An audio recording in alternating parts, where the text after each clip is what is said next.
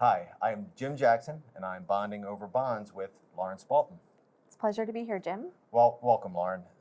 The driver of fixed income in May was certainly the back and forth over the debt ceiling. Definitely. There seems to be an agreement at this point, but certainly the markets are going to continue to watch closely as it moves through Congress. You know, the base case for the markets was that something would get done, but only at the very last minute. Most impacted was the Treasury bill market, specifically those trading right around the X date. You know, that's a great point.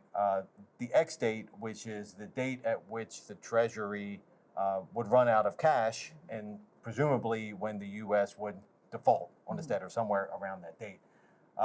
So what we saw was when the X date was considered June 1st, Treasury bills maturing on that date were trading at a discount to those maturing just the day before. And really that was the extra compensation needed to compensate for the risk of those bills not getting paid. The X date has since been pushed back. It is now June 5th, and we're really looking for Congress to continue to move this bill through and to be passed by that date. Right.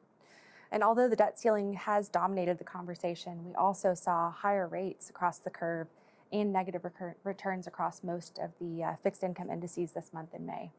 You know, there are also some indications that the Fed might raise rates in June as it continues to fight persistent inflation.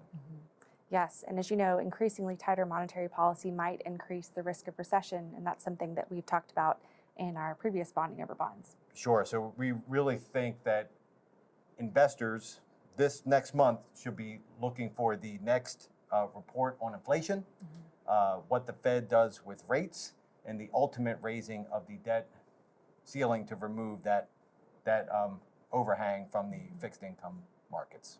So thank you, Lauren, and thank you for bonding with us over bonds.